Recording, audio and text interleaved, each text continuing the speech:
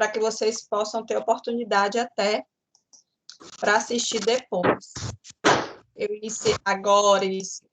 Então, vamos lá. Bom dia a todos e a todas. Bem-vindos mais uma vez a essa semana que a gente fez com muito carinho, com muita dedicação, contando com os colegas, com os profissionais que já estiveram aqui com a gente, agora não estão nesse momento na Unime, mas que tem uma relação muito bacana com os alunos, com os colegas profissionais, e estão sempre aqui nessa parceria.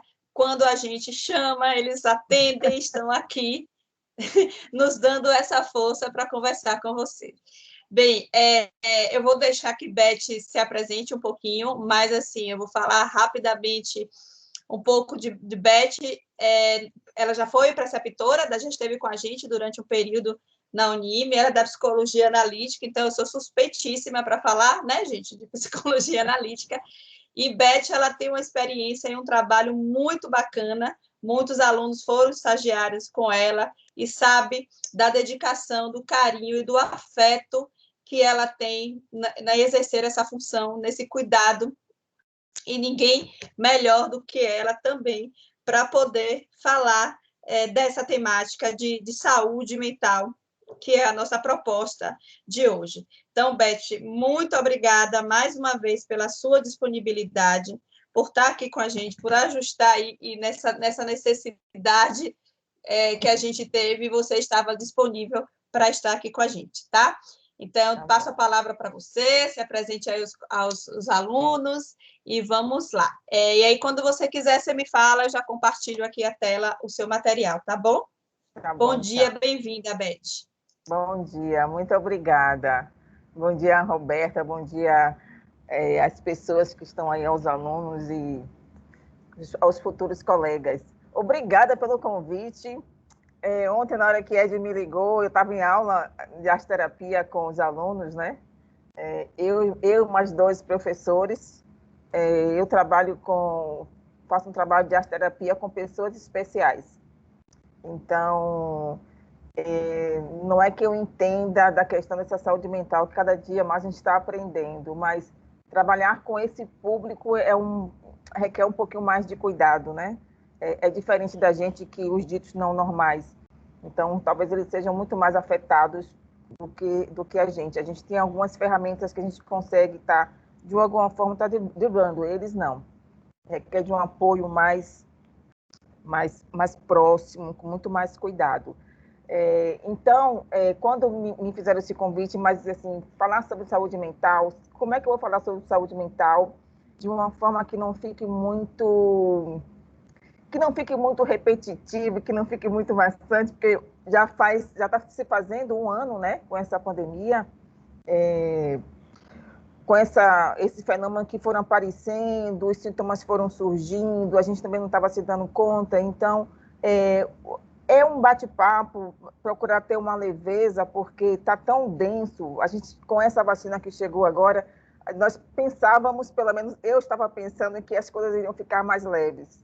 Mas não foi isso que aconteceu, não é isso que está acontecendo. Então, a gente vê cada dia mais as pessoas, os sintomas estão aparecendo com mais frequência e estão vindo muito mais fortes, né? Porque supostamente a esperança seria essa vacina, e a gente vê que será mais um semestre, e a gente já está se programando, pelo menos eu estou me programando para mais um semestre, no segundo semestre está também remotamente.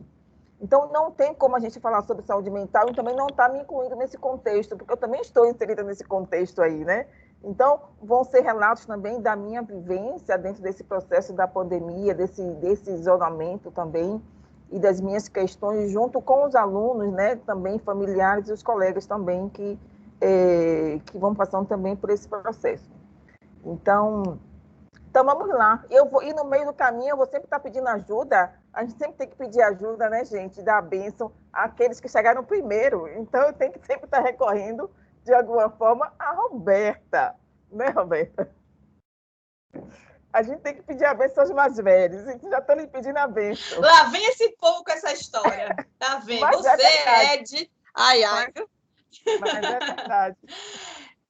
Então, eu vou aqui Ô, Beth, deixa eu só te fazer uma pergunta. Você prefere que durante a sua fala, se os alunos quiserem perguntando alguma coisa, eles possam ir perguntando ou no final é um diálogo, Não, né? Pode, tranquilo. Pronto, então vamos lá. Deixa eu compartilhar aqui o seu material para que a gente possa começar. Eu fico meio confusa nesse Teams aqui. Eu não sei se vocês estão me vendo, se não estão, Então, mas estamos é lhe porque, eu uso, vendo. é porque eu uso o Zoom, então, como eu vejo todo mundo, Sim, eu também fico é interessante. Eu falo isso, minha gente, por que a gente não. Todos os lugares que a gente trabalha, que devia usar uma mesma ferramenta, né? Para a gente poder. Sim, Para ajudar na nossa saúde mental, mas não, cada um exatamente. Olha, fazia um acordo coletivo. falando em saúde mental, né, que a gente fica assim se perguntando, mas o que é que você faz para estar cuidando da sua saúde mental? Eu sou uma pessoa muito espiritualista e não tem nada a ver assim com a questão de religião. Então, se eu não fazer a minha meditação, se eu não buscar as minhas ferramentas, eu estou aqui agora, mas eu estou com minha cumbuquinha cheia de cristais, porque eu preciso de cristais perto de mim para me dar uma energia, né? Assim, de meditação, de incenso, de me concentrar nas coisas e deixar do lado de fora as energias negativas, né? Porque a gente vem muito sobrecarregada. Cada canto que você vai, você vê as pessoas carregadas e se você não se dar conta, se você não tiver esse cuidado, aquilo também vai para você. Porque a gente está no universo, o universo está descendo, Roberta. Ele está denso. Então, Desculpa, Beth, eu acho importante você trazer isso, porque a gente vai criando as nossas estratégias de enfrentamento, né? Porque às vezes a gente tem uma ideia, e você falou no início, né, da saúde mental, e claro que a gente tem um estudo, uma teoria, um conceito que sustenta, mas a gente tem as estratégias de enfrentamento que cada um vai desenvolvendo, cada um vai... Não que seja uma receita, digamos assim, mas a gente, né, tem estratégias. Tem muitas pessoas que, na minha prática, que utilizam do humor para lidar com as situações, sim, como estratégia de enfrentamento para o não adoecimento. Tem pessoas que, exato. como você colocou, buscam a estratégia de coping, estratégia de enfrentamento na espiritualidade, que é como você marcou, diferente de uma questão de religião, que pode ser também uma estratégia de Sim, enfrentamento, sim. uma religião, né? Tem pessoas que conseguem, que vão caminhar, que se exercitam, como estratégia de enfrentamento para um cuidado da saúde mental. Bichinhos de estimação, então, não são Sim, receitas, mas cada um de nós vai buscando, e aí, para chegar ao que me faz bem, é parte também do autoconhecimento, né? De entender verdade. qual o resultado daquilo para você. Porque, às vezes, isso é algo preocupante, pegando aí essa sua fala, porque, às vezes, a gente vê algumas orientações, sei lá, nas redes sociais, mas se a gente entender que aquilo são orientações e não receitas, a gente consegue lidar com isso melhor, porque a gente fica, ai meu Deus, todo mundo está fazendo yoga e eu não, então minha saúde mental está horrível. Exatamente. Não é bem assim, né? É. Cada um vai buscando e vai testando suas estratégias. Você falou aí da meditação. A meditação, tem pessoas que acordam e precisam meditar para passar o dia bem. Tem pessoas que fazem a meditação de noite, porque precisam de noite meditar para dormir bem. Então, às vezes, a mesma estratégia, ela pode ser utilizada e deve ser utilizada de maneira diferente por pessoas diferentes. E isso é cuidar da saúde mental, né? Respeitar a sua individualidade. Exatamente. Então, eu acho bacana quando você traz, assim... E outro ponto que eu acho que é uma desconstrução, e você falou isso assim perfeitamente no início, é que você, enquanto psicóloga, também tem as suas questões e que precisa se estabilizar dentro. Até porque, se a gente não colocar máscara na gente, como é que nós vamos ajudar o outro, né? Se a gente não colocar a nossa máscara de oxigênio primeiro, como é que a gente vai estar disponível para o outro? Então, é muito bacana essa sua colocação. Isso. Então, vou compartilhar aqui, tá, gente? Enquanto o Betinho vai... Vamos lá. Então, enquanto o Roberto está aí compartilhando, o que serve para a Roberta, não necessariamente para a Roberta, para a Maria, para o João, não necessariamente vai servir para mim. Né? A gente pode experimentar, mas não quer dizer que isso vá resolver. Então, a questão dessa saúde mental em meio ao cenário de pandemia. E aí, acho que é interessante a gente não ficar muito, pelo menos no meu ponto de vista, a questão do conceituar. Claro que a gente vai acabar passando por esse processo do conceituar, né, o que é saúde mental. Mas o que é saúde mental para alguns de vocês talvez possa não ser saúde mental ou agradável para mim, tá? Inclusive, a saúde mental e o bem-estar foi um tema do Enem desse ano, né? Eu fiz o Enem, fui fazer o Enem, fui experimentar como é que faz esse Enem. E eu achei um tema um pouquinho até difícil para algumas pessoas que não conhecem a questão do estigma, né? Porque foi essa palavra que foi utilizada na questão da saúde mental. Mas vamos lá, você pode passar, Roberta? E aí, a gente falando um pouquinho dessa saúde mental que tá, assim, veio de repente nas nossas vidas, a gente pode colocar a saúde mental como um equilíbrio, né? Ou então uma ausência de doença, uma ausência de doença. Mas aí, que equilíbrio é esse? Que ausência de doença é essa? Porque não necessariamente a gente está num processo de um suposto equilíbrio de uma saúde mental, não quer dizer que eu não esteja doente. Às vezes a gente se auto-sabota, né? Mesmo nesse processo da pandemia, de você ficar em isolamento social, existe uma autossabotagem. Eu estou falando autossabotagem porque eu estou falando de mim, tá? Porque eu também faço terapia, eu fiquei muito reticente em fazer as atividades através, olhar outra pessoa através do outro lado, através remotamente, né? Através de redes sociais, de internet e tudo. Inclusive, para fazer atendimento, eu fiquei meio relutando, não, isso não vai funcionar, eu preciso fazer isso presencialmente e tal. E acabou que eu me dei um prazo de 2 meses, né? Porque foi tudo tão interrompido bruscamente. A gente vai falar assim um pouquinho mais lá na frente. E que a gente ficou em casa. Eu, pelo menos, fiquei em casa sem fazer nada. Assisti todos os filmes na Netflix que você possa imaginar. Fiz um grupo de amigos para comentar sobre os filmes na Netflix. E acabou um tempo que não tinha mais o que se fazer. Batia fotos da janela, isso foi até tema de arte terapia, né? Batia fotos, porque é uma coisa que eu gostava de fazer, que é bater fotos, então eu vou aproveitar o que eu gosto de fazer, vou me distrair da janela, já que eu estava isolado, não podia ir para canto nenhum, batia foto e mandava para os meus amigos no grupo com uma poesia embaixo. Então, até um certo momento, isso ia funcionando. Depois de algum tempo, uns 4, 5, 6 meses, eu voltei para a terapia, mas eu voltei para a terapia online, porque eu não consegui mais sustentar essa coisa de não ir e de falar também das coisas que estavam acontecendo comigo. E aí ela me perguntava, Beth, mas eu estou achando você tão bem. Mentira, mas eu estou me auto-sabotando, né? Porque eu, quando vou para a terapia, eu estou ali como paciente, eu não estou ali como psicóloga. Então, eu sempre digo assim, ó, a psicóloga tem que correr atrás de mim, porque é assim que eu faço com os meus pacientes. Então, eu acho que em um certo momento eu fico na síndrome de Poliana, tá tudo bem, e eu fico colocando algumas coisinhas, não, tá tudo bem, você vai melhorar, vou fazendo aquela postura de que tá tudo feliz, tudo maravilhoso. Claro que não está, mas são os artifícios que eu uso, mas eu sei também até que ponto eu posso ir nessa autossabotagem, né? Porque eu também tenho outras coisas ao meu redor que eu preciso dar conta. Mas eu também sou acompanhada por uma terapia, porque acho que isso também é importante. Então, quando eu falo assim, essa ausência de doença, para a gente ter cuidado com essa autossabotagem. Porque às vezes a gente está sinalizando para o outro o que está acontecendo e o outro ainda, enquanto não se situar do que está acontecendo com ele, ele só vai perceber isso quando estiver mesmo doente, né? Então, onde é que está esse equilíbrio, né? Então, é um completo estado de bem-estar físico, mental, social e espiritual. Por isso que eu comecei aqui falando dessa espiritualidade, né? E quando eu falo também dessa espiritualidade, eu tenho alguns pacientes, quando a Roberta falou assim, não, mas pode ser também a questão da religião.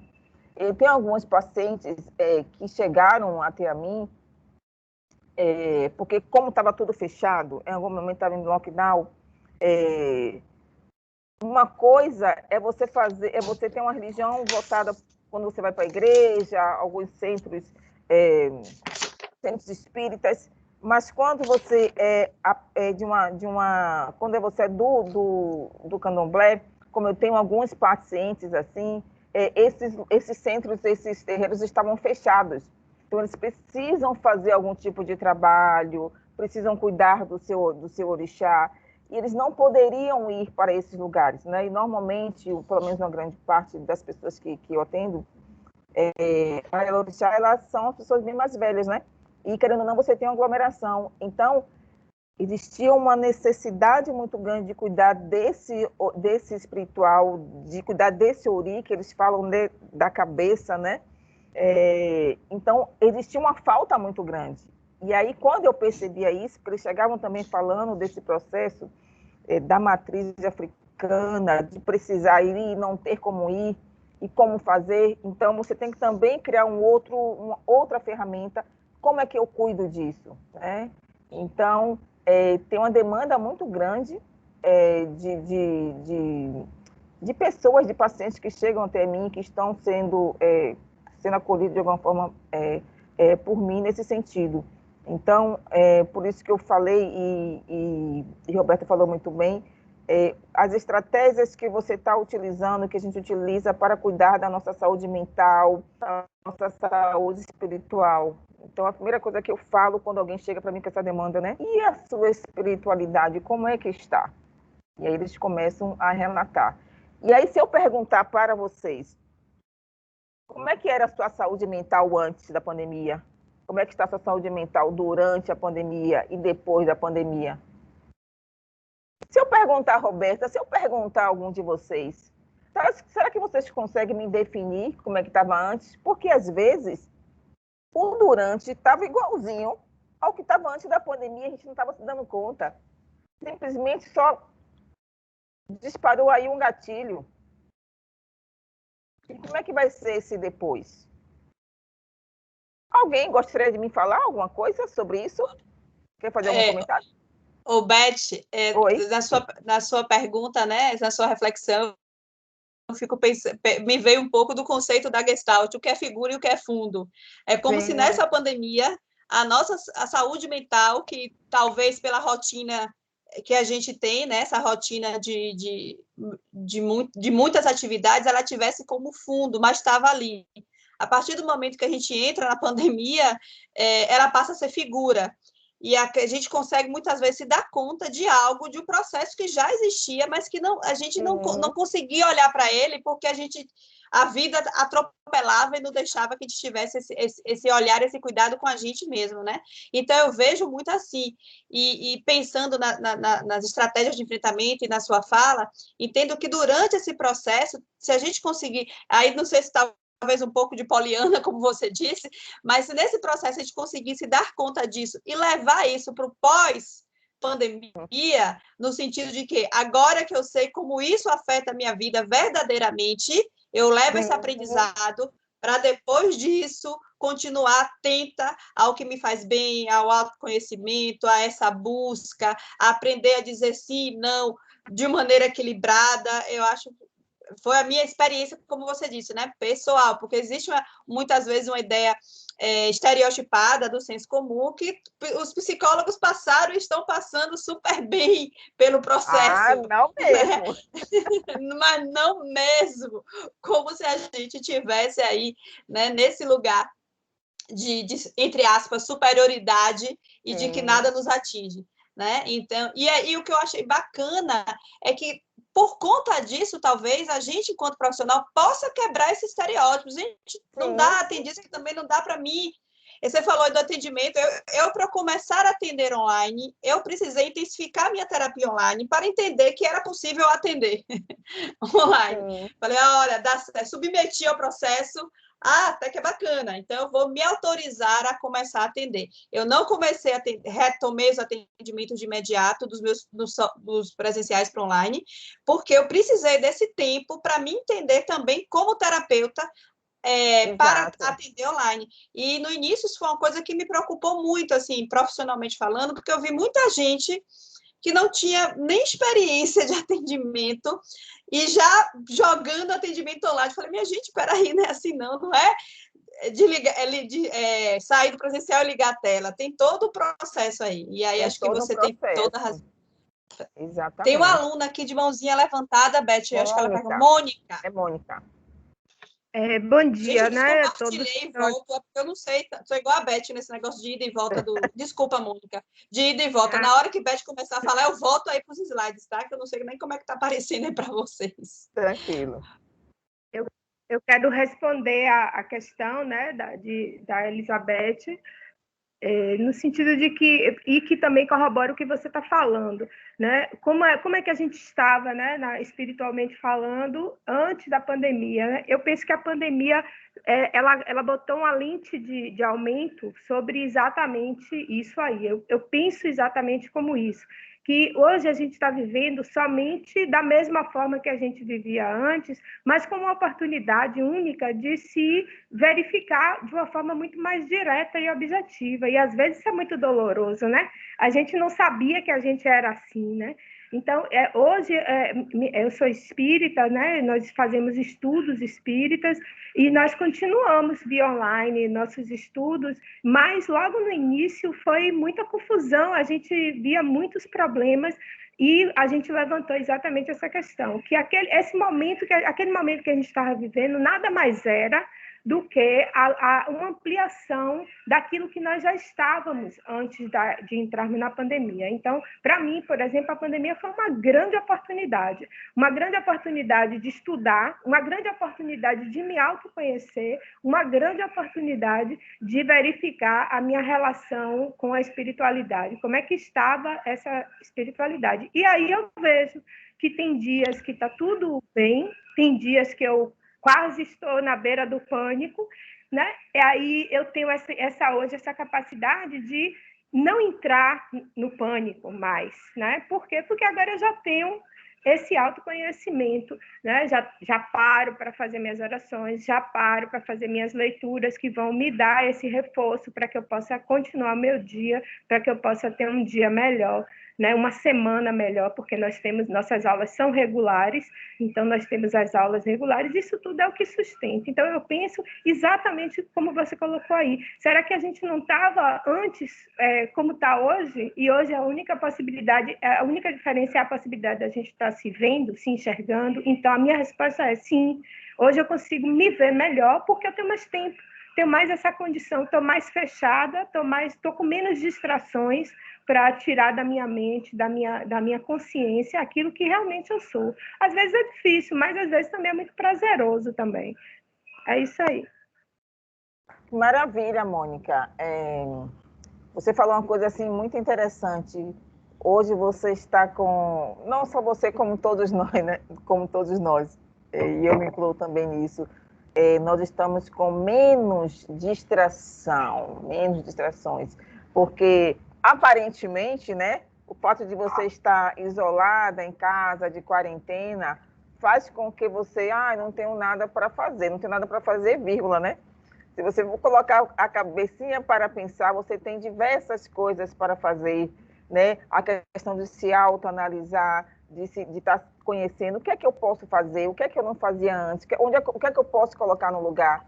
Porque uma das grandes eventos que isso vem acontecendo, tem a pandemia, estamos em isolamento, deixamos de fazer muitas coisas, mas o que se foi colocado no lugar?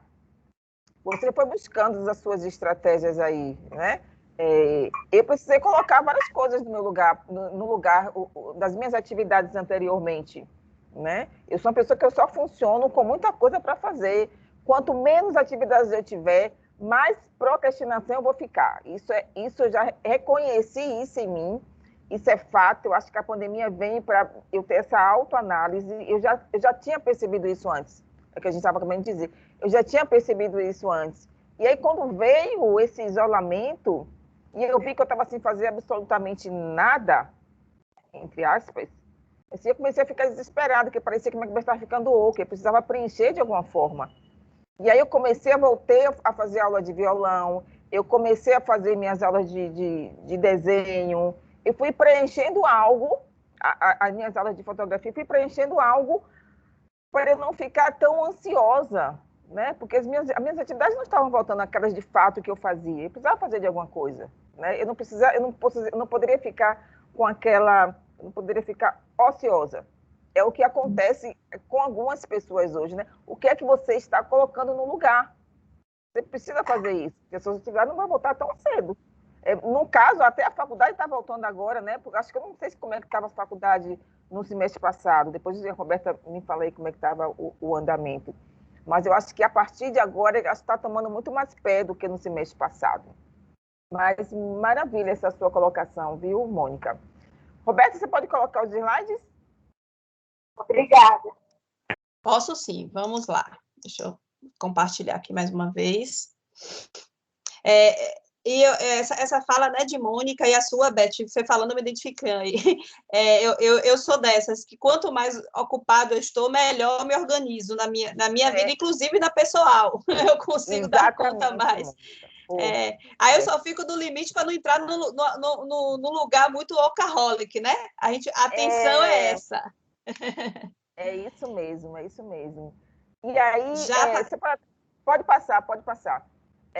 Tá. E aí, Roberta contando as histórias dela e Mônica também, nesse autoconhecimento todo, cada um vai ter uma história para contar pós-pandemia.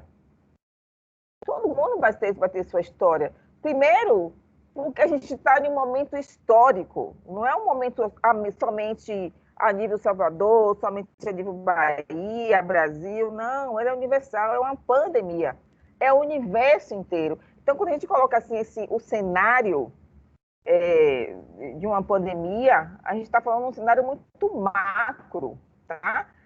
Eu não vou nem entrar em questões, porque não é o caso agora, de estatísticas, de números, que a gente já sabe, né? Pelo menos a gente tem um parâmetro, mas a gente está vivenciando isso, né? A gente não está pegando, não são dados, a gente está vivenciando, a gente está no meio do processo. Então, a gente tem um universo aí na pandemia que a gente olha macro, porque a gente vai ver notícias pela televisão, por jornais, por redes sociais, por pessoas, né, comentando todo esse processo, e a gente vinha também, agora, a questão micro, a gente vai fazendo um recorte a nível Brasil. Então, é o que a gente pode falar, né? Porque a nossa realidade a nível Brasil. Então, como é esse cenário? Eu falando aqui com vocês, me veio um cenário aqui que parece que é um caos. Porque no início eu assistia muita televisão, eu assistia muita Globo News, que para mim eu assistia a Globo News de 7 horas da manhã até tipo 10 horas da noite, para vocês terem noção. Porque para mim era mais leve a questão das entrevistas, porque para cada 1 ou 2 horas eram programas diferentes. Falava sobre o mesmo tema, sim, mas as pessoas falavam de uma outra forma. É diferente de um jornal nacional, sem nenhum juízo de valor, sem nenhuma crítica, mas eram coisas muito pesadas, né? Pessoas que eram enterradas sem saber quem que era a pessoa, era enterrada como indigente, as pessoas não poderiam se aproximar. Então, quando veio a pandemia, esses caminhos foram interrompidos. Foi muito bruscamente. E aí, se eu perguntar a vocês, onde foi que vocês estavam quando vocês disseram assim, olha, não venham mais para o trabalho, porque não vai ser possível, cada um vai ficar nas suas casas. Onde é que vocês estavam? Se a gente conseguir fazer essa retrospectiva, né? Você pode passar, Roberta, por favor? Eu lembro exatamente o momento onde eu estava. Eu estava dando aula em uma semana, em um dia. Eu dou aula de arte terapia na quarta-feira, que são 2 turmas seguidas. E na quinta-feira, eu só dei 1 semana de aula. Nós tínhamos vindo de férias, né? E, de repente, só demos uma aula com tudo programado e aquilo foi interrompido. Os meus projetos, os projetos de muita gente foram interrompidos. E todo mundo teve perdas e todo mundo teve ganhos. E agora, será que eu consigo identificar esses ganhos? Porque provavelmente a gente consegue identificar as perdas. E mesmo a gente tentando, e mesmo a gente conseguindo identificar essas perdas, será que eu aceito essas perdas? Porque as minhas perdas provavelmente não foram as mesmas perdas de Mônica, de Roberta, de Shirley, de Arthur, das pessoas que estão aí. Muita gente teve perda financeira, eu tive perda financeira, mas teve gente que teve muito mais.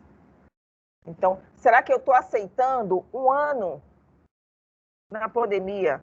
Será que eu estou aceitando essas perdas? Porque essas perdas vêm de relacionamentos, né? De casamentos, de namoros que foram desfeitos, de trabalho, de projetos que estão já para acontecer. Como eu também eu tinha projetos, né? Inclusive, voltando aqui para a minha saúde mental, eu viajo para Chapada 13 vezes no ano. Eu não viajei em dia nenhum. Mentira, vou dar uma pausa, vou mentir aqui para vocês, vou dar uma pausa para vocês contar mentirinha. Eu dei uma fugidinha para Chapada em dezembro, mas ninguém sabe, só vocês agora, tá? Uma mentirinha aqui de leve. Mas eu fui meio escondida. Mas porque eu precisava desse lugar. Eu precisava estar bem, eu precisava estar em contato com a natureza. Né? A Chapada estava fechada, o carro estava fechado, falou quando abriu, mas estava isolado lá estava todo mundo de máscara, ninguém entrava em lugar nenhum de estabelecimento. Estava tudo fechado. Algumas lojas também já tinham fechado, já não estavam nem mais funcionando. Você via um ou duas, o que funcionava de fato era a farmácia e um supermercado que tem lá. Mas, enfim, todo mundo teve suas perdas. Será que vai ser possível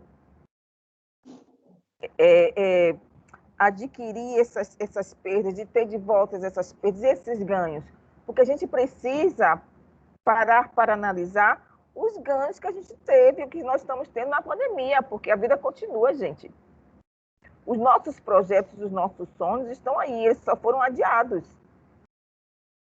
Então, quais são os ganhos? O que foi que eu aprendi com tudo isso? Isso precisa ser evidenciado, isso precisa ser analisado, tá? Com muito acolhimento. A gente precisa se acolher nas nossas perdas e nos nossos ganhos também, tá? Então, o aumento do sofrimento psicológico, dos sintomas psíquicos e dos transtornos mentais é uma coisa baixa, porque eu estou com alguma coisa aqui tapando minha visão. Mas, enfim, houve muito aumento com essa interrupção, né? Do sofrimento psicológico, os sintomas psíquicos também, dos transtornos mentais. E aí, falando desses transtornos mentais, como eu trabalho com pessoas com deficiências, onde eles têm um ritmo completamente diferente dos nossos, eles não entendem, alguns não entendem, por que precisam ficar em casa. Eles sabem que tem um bicho do lado de fora, e esse bicho pode pegar eles. São os artifícios que alguns pais utilizam, né? Eles não têm o hábito de usar máscara também. Então, para sair, é um transtorno, né? Entre aspas, aí, fazendo... Então, é uma dificuldade. E eles são muito emotivos. A gente trabalha com muito beijo, com muito carinho, com muito abraço. Então, como é que a gente vai trabalhar com o tempo deles de estar se habituando com algo que é remoto? Se a gente, como a Roberta falou, teve uma dificuldade, e no início para mim foi muito difícil, porque quando terminava as aulas de arte terapia, eu brigava, eu chorava, a gente deu tudo errado, não está legal, não saiu como eu gostaria de ter saído. Então você começa a se cobrar uma perfeição de algo que você não tinha o hábito de estar utilizando.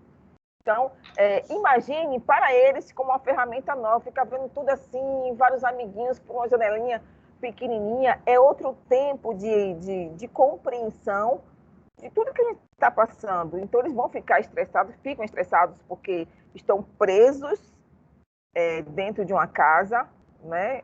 Uma coisa eles estarem saindo com atividade durante a semana. Mas aí, como é que esses pais vão estar trabalhando com esses filhos, com esses alunos, se também estão passando por um processo igual? O tempo deles é diferente do nosso. Então, até hoje, a gente tem uma dificuldade muito grande de trabalhar com eles, juntamente com as mães, porque as mães querem que eles façam as atividades, querem que eles compreendam. E eu canso de dizer, gente, não é assim. Eles precisam de tempo para compreender todo esse processo. Tem gente que até hoje não está compreendendo, que dirá eles, né? Vamos lá, Roberta. E Roberta tem filhos, né, Roberta? Talvez para os seus filhos tenha sido muito mais fácil, né? Porque é outra compreensão. Mas, mesmo assim, deve ter tido um momento de adaptação. Eu não tenho filhos, eu estou falando do lado de cá de alunos, né, que são adultos, mas cronologicamente não acompanha, né? A idade não acompanha com o cognitivo. Eu acho assim, Beth, que são dificuldades e realidades diferentes, né? Por exemplo, você estava falando aí da máscara. Eu tenho 2 filhos, um fez 12 agora e a outra tem 8, tinha 7 no início do isolamento. A minha de 7 foi muito difícil essa ideia da máscara para ela. Ela não conseguia utilizar, ela se sentia sufocada, e eu fui fazendo de sensibilização, usando em casa um pouquinho, comprei vários modelos de máscara, achando o modelo que pudesse colocar, e mesmo assim, nas primeiras vezes, lá no início da pandemia, a gente não saía, eu fiquei realmente isolada, eu levei realmente, né, a risca, e você falando, eu lembro que no dia que eu soube que entraríamos no bloqueio, eu estava saindo da Unimilauro de Freitas, eu estava e aí eu soube porque minha mãe me ligou em pânico, você está onde? Venha para casa. Calma, eu estou saindo aqui da Unim, eu estou indo para cá, tendo carro, e ninguém sabia muito bem, então, assim, é quase com essa ideia de que os monstros estão aí fora, então, fecha no carro, não sai do carro, eu falei, calma, minha mãe, eu estou saindo, tá tudo bem, eu dei uma aula, e sabia que não ia voltar, dei aula normal pela manhã e já estava aquele burburinho quando eu saí no final da manhã, quase 1 hora, eu falei, não vai voltar, enfim. E aí eu vejo essas dificuldades. Então, para minha filha foi muito difícil comprar uma máscara que tivesse o material, que não apertasse e que colocasse. Sim. Então, eu imagino, então, para os pais, né, dos usuários que você trabalha, quão difícil é. E mesmo assim, quando a gente usava, né, no início da pandemia, então a gente não saía, e aí, passado o tempo, eu falei, vamos dar uma volta de carro, vai todo mundo ficar surtado aqui. E ela chorava, porque ela não queria que eu abrisse a porta de casa. Quando eu ia abrir a porta de casa, às vezes, para receber ela corria e entrava no quarto, achando, né, dentro da cabecinha dela, até ela entender o que era isso, que ia entrar pela porta. Então, se escondia no quarto e, mãe, você tá bem? Eu, calma. Tá. Aí fui trabalhando isso, né? Então, não é fácil. As crianças têm uma outra dimensão de compreensão de realidade, as pessoas com algum tipo de limitação, seja ela cognitiva ou física, tem também uma outra percepção. Sim. Então, são trabalhos bem diferentes e necessários. Tem uma aluna que levantou a mãozinha, Beth, Shirley. Ana Shirley. Vamos lá, Shirley. Então, cada um falando das suas experiências, né? Eu tenho filhos adolescentes, né? Já a Roberta tem filhos pré-adolescentes. E, assim, cada um passando por dificuldades diferentes, né? Roberta, eu imagino que você possa ter tido mais um pouco mais de controle, pelo fato deles terem 7 e 12 anos. E eu tive adolescente. Gente, é complicado, porque eles já se acham dono de si, né? E eles tinham um grupo, tinham uma necessidade de estar em grupo, do contato presencial, né, pessoal, e de sair. Eles têm um acúmulo muito grande, essa galera, de energia, né? Então, foi cortado o futebol, o vôlei, o tênis, a academia, e essas energias todas carregadas dentro de casa, e com toda a insegurança. Misericórdia, hein? Como é que eu vou convencê-los, né? Se eu não tenho ainda, se a gente não sabia muito ao certo o que estava acontecendo. Então, foi difícil, assim, e assim, eles acham que são super-heróis, nada acontece com eles, né? Ainda tem essa visão, né? Então, para mim foi complicado demais, o meu de 16, né, 17 anos que começou, e a outra que fez 20, foi muito complicado lidar e ter argumentos. Eu precisava, porque não tem o que dizer nessa hora. Olha, você não pode sair, se ele já tem uma certa consciência. Porque a criança, você vai dizer a ela o porquê, elas até se convencem, mas o adolescente, gente, sofrimento, viu? No auge de fazer os regs, né, como falam, né? Então, eu morri de pena, Beth, assim, porque eu sei exatamente o que foi cortado dele, né? Tudo, assim, essa fase que eles tinham de aprontar, que eles tinham de vivenciar, quer dizer, praticamente 2 anos foram roubados dele. Sim. Então, assim, eu morria de pena. Era um conflito muito grande. Eu queria deixar, mas o medo, insegurança. Então, para mim, como mãe, foi 2 vezes mais, porque eu sofria por eles, né? E aí, e também por dizer o não, de não permitir. Tá sendo ainda, viu? Eu imagino. Mas a gente vai aprendendo, acho que eles também estão aprendendo a se conscientizar. Porque eles também têm amigos que estão no mesmo processo, eles vão conversando, vão interagindo. Isso vai tendo também uma certa compreensão e aceitação. Obrigada, Shirley. Tem outra pessoa aí, né? Bárbara Cristiane? Isso, bom dia. Bom dia.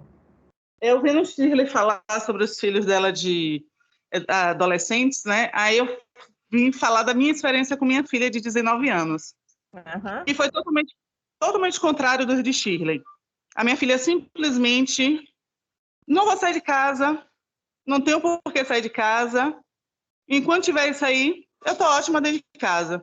Passou os 7, 8 meses iniciais mesmo da pandemia, que não saía absolutamente para nada.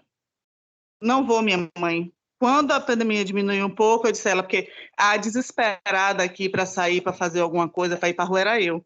Porque eu nunca fui uma mulher de viver dentro de casa. Sempre saí, sempre resolvi, sempre procurei sair para resolver as coisas. Então, para mim, passar esses 6 meses dentro de casa foi, assim, torturante, né? Aí, quando diminuiu um pouco, eu disse, nega, vamos sair um pouco, vamos olhar um pouco as coisas, dizer para ela, bora ali na praia, que a gente mora próximo de Guarajuba, bora ali na praia, a praia tá vazia, final de tarde. Ela, eu não, minha mãe, vou fazer o que na praia? Pegar coronavírus? Vou não, vou ficar em casa. Vou ficar em casa. Aí eu ia na praia com meu namorado para ver um pouco, nega, vamos. Não, minha mãe, vou ficar em casa. Então, Shirley falando do problema que teve com os filhos dela, eu estou dizendo aqui, graças a Deus eu não tive, porque minha filha foi totalmente ao contrário. Ela ficou sem aula, porque ela estuda na UFBA, e ela ficou sem aulas o primeiro semestre, né, da pandemia. Aí ela voltou para o Sinai, porque ela fazia técnica em química no Sinai. Ela disse, não, minha mãe, eu tenho que fazer alguma coisa, eu tenho que estudar. Aí voltou para o Sinai online. Aí, quando a UFBA voltou, ela tá na UFBA, tá no Sinai. Aí eu disse para ela, minha filha, você vai ficar maluca. Você pega 10 matérias na UFBA, pega 5 matérias no Sinai para terminar o Sinai. Minha mãe, eu tenho que aproveitar, porque está tudo online. Quando não é online, eu não tenho tempo, porque a UFBA toma todo o meu tempo. Então, deixa eu aproveitar, porque está online, eu estudo de manhã, de noite, estou dentro de casa mesmo, não estou fazendo nada. Então, eu aproveito. Então, Shirley falando isso assim, meu Deus do céu, obrigado, Senhor, porque é difícil, muito difícil mesmo, né? O irmão dela, que ela tem um irmão, é o pai com a esposa do pai, é um pouco mais velho que ela, entrou em depressão, né? Entrou em depressão de se trancar no quarto, dos pais ficarem preocupados em tentar suicídio, porque ele não estava suportando a pandemia de maneira nenhuma.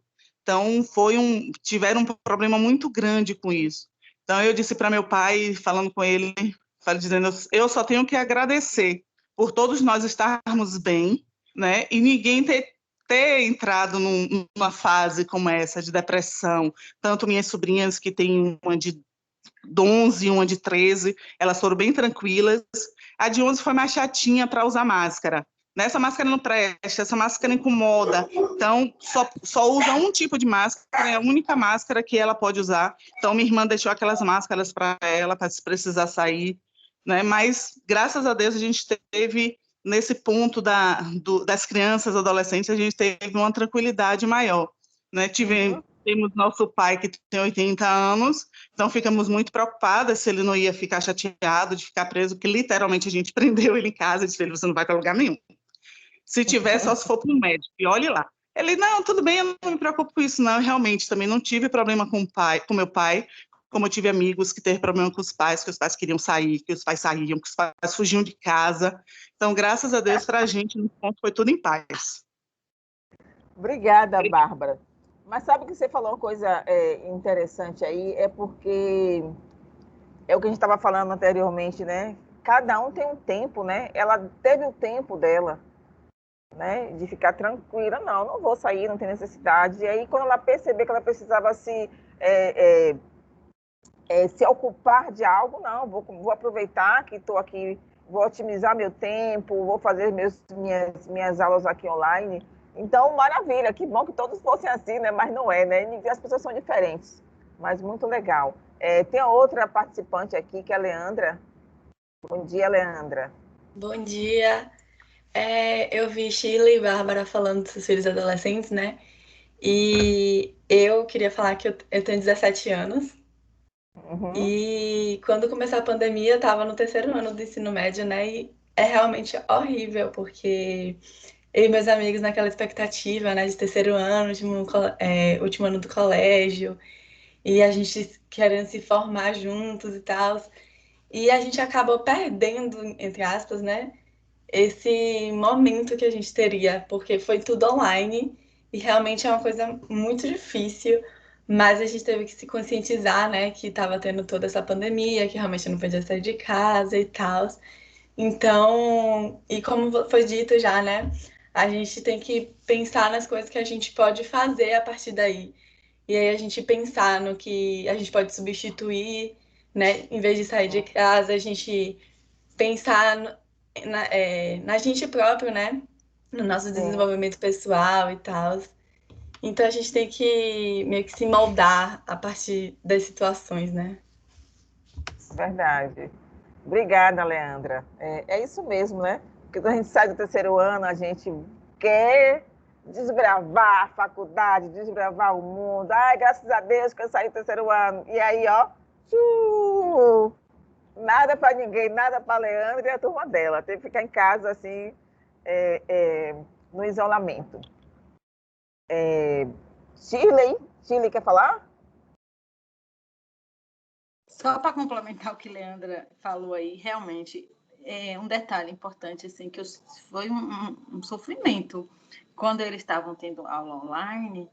Então, essa expectativa de formatura e tudo mais, né? E só uma observação que aconteceu comigo, se eu vou citar aqui, ele levantou da cadeira, eu abri a porta do quarto, né? Eu abri a porta do quarto, aí levantou da cadeira, guardei, assim, alguma coisa no guarda-roupa. Ele levantou da cadeira, fez, mãe, formei. Beth, me deu um nó na garganta, eu segurei o choro, porque ele fez assim, mãe, formei, levantar da cadeira, eu me coloquei no lugar dele, todo aquele sonho de formatura, de viagem de formatura, de encontro da galera, gente, segurei o choro, foi muito, isso para mim foi punk mesmo. Sim. Eu imagino você dizendo isso. Meu irmão também se formou em Direito e já estava com tudo pronto, os convites, tudo, a data, tudo certinho.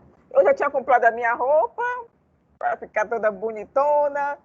E o sonho de minha mãe era que um dos filhos fizesse Direito, né? E aí o caçula, que é o chamiguinho dela, se formou em Direito, mas até hoje ainda não teve a solenidade, né, que a gente fala e tudo, mas eu vejo assim, é o convite, né, o convitezinho, aí ela colocou no oratório onde tem, ela é devota de Santa Rita de Cássia, e tem Nossa Senhora também Aparecida.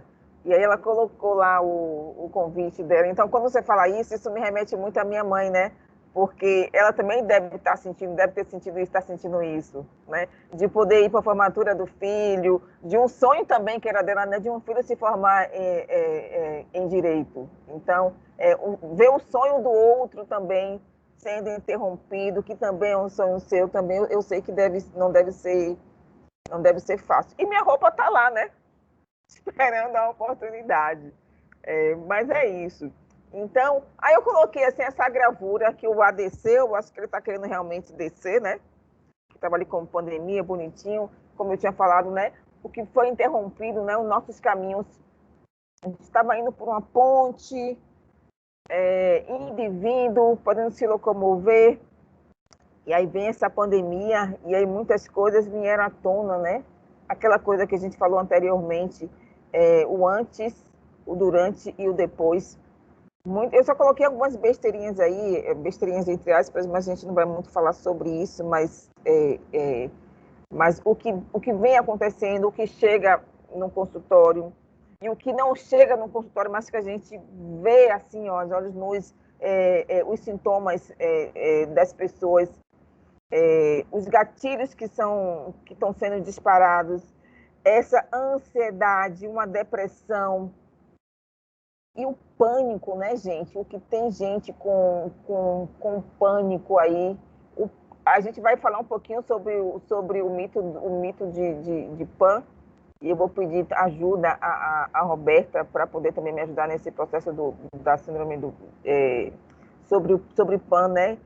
Durante a pandemia, eu fiz um texto sobre Pan, mas eu quis trazer para vocês, para dar uma leitura, para a gente contextualizar, mas acabou que eu não sei onde é que está esse texto. Eu sei que um amigo meu me pediu, mas eu perdi, procurei tanto e não encontrei, falando desse pânico que nós estamos, né? Eu não sei, apesar de eu lidar com pessoas, sempre bom a gente vivenciar e passar por experiências, mas eu sou uma pessoa, da minha natureza, eu sou uma pessoa muito tranquila. Eu não sou uma pessoa que fica ansiosa, eu não sou uma pessoa que fica desesperada quando eu estou num coletivo. É muito difícil eu estar num coletivo e ficar, sabe, no desequilíbrio. Eu posso ficar desequilibrada comigo mesma e as pessoas normalmente não vão perceber. Tanto é que quando eu comecei a dar aula e trabalhar remotamente, eu gritava de um jeito que parecia que a pessoa estava lá do outro, realmente estava do outro lado, mas ao mesmo tempo muito próximo. Precisou que as outras pessoas me sinalizassem esse Beth, menos, você não está tão longe, que a gente não está, que a gente não possa te ouvir. Mas eu acho que era aquela coisa, eu percebi que eu estava com ansiedade de fazer um trabalho e de falar. E quando eu me dei conta daquilo, que alguém sinalizou para mim, Beth, menos, você não precisa gritar. Aí eu comecei a respirar. Mas eu não sei, na prática mesmo, o que é um transtorno de ansiedade. Eu sempre fui uma pessoa muito calma. Isso não quer dizer que eu não vá ter, posso ter a qualquer momento, tá? Mas o índice de pessoas que estão com ansiedade, onde os gatilhos estão aí disparando, está aumentando, já se tinha, está aumentando, e a tendência é que isso venha aumentar. Por que eu digo que vem aumentar? Você pode passar, Roberta, para mim, por favor? Eu nem sei qual é o próximo slide aí. Por que eu no meu ponto de vista, mas não sei se tem outra pessoa psicóloga, mas a Roberta também pode me ajudar nesse sentido, nós estamos numa questão também de luto, né? Os lutos não estão sendo elaborados. E aí eu pergunto, quantos gatilhos vão ser disparados ou estão sendo disparados pós-pandemia? Quando eu digo pós-pandemia, é quando realmente as pessoas estarem se dando conta que a gente está na coletividade ainda, né? Ainda que alguém tenha ido, que tenha falecido, tenha ido para outra dimensão e tal, mas eu estou no coletivo porque eu ainda não me dei conta individualmente da minha dor. Eu sei que um parente meu faleceu, não meu, né, mas no contexto geral, eu sei que um parente meu faleceu, um conhecido meu faleceu, mas eu estou no coletivo porque as notícias estão chegando, eu estou indo também junto com esses noticiários, acolhendo o outro, acolhendo aqui, acolhendo ali, mas as pessoas de fato não estão passando pelo ritual do luto, né? De se despedir. As pessoas não estão tendo tempo de se despedir. Então, a primeira morte, na verdade, é a solidão, é o isolamento. Né? Nós estamos passando por isso. Antes de, né, antes de se isolar em hospital, de se isolar em casa, quando você está com um sintoma de Covid, a gente já está isolado, a gente já está na solidão para algumas pessoas. Esse é o primeiro, né, entre aspas, é a primeira perda, é a primeira morte, sabe? Isso para mim é muito mais doloroso, porque quando você se sente sozinho e que não tem ninguém próximo de você, isso deve ser traumatizante. Então, quando você está acamado no hospital também, que você também não tem pessoas ali te acolhendo, também deve ser muito doloroso. Então, aí eu pergunto, como é que vai ser pós-pandemia, quando tudo cair em si, tudo voltar para o individual? Cadê meu pai, cadê minha mãe, cadê meu parente, cadê meus amigos, cadê as minhas perdas? E eu não passei por todo esse processo do luto. O luto não está sendo elaborado, né? Então, quando a gente fala sobre esses gatilhos emocionais, que são gatilhos que já tinham, na verdade, só fez, na verdade, está aprimorando, outros estão sendo disparados, né? Então, os gatilhos emocionais são disparos de traumas, ele aciona cadeias de memórias ruins e tem poder para mudar o estado de humor, porque o nosso humor está oscilando, na verdade, né?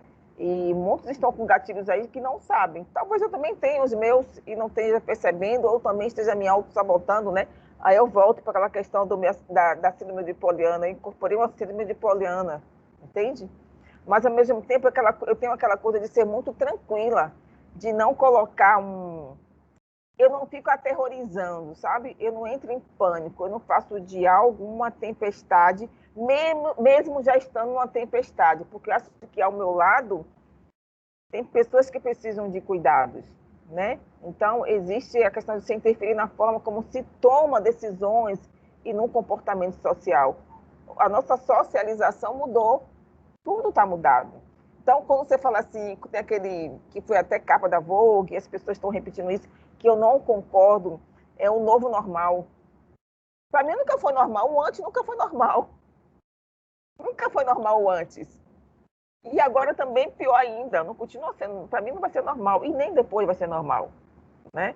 Existe um parâmetro do que é normal e o que não é normal. O que nós vivíamos antes da pandemia, para mim nunca foi normal dentro da nossa sociedade brasileira e da nossa cultura. Então, é uma situação que precipita sentimentos e sensações desagradáveis para alguém, onde afeta aspectos que podem ser muito sensíveis ao indivíduo, como baixa autoestima ou um sentimento de desamparo. Nesse momento, estamos nos sentindo desamparados. Tenho certeza que muitos de vocês, em algum momento ou em algumas circunstâncias, estão se sentindo desamparados por algum motivo. Pode passar, Roberta. Então, gente, como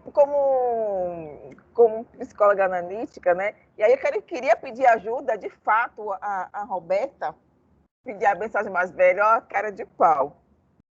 Falar um pouquinho do PAN, que é do pânico, né? Porque eu acho interessante a gente trazer esse mito do PAN, né?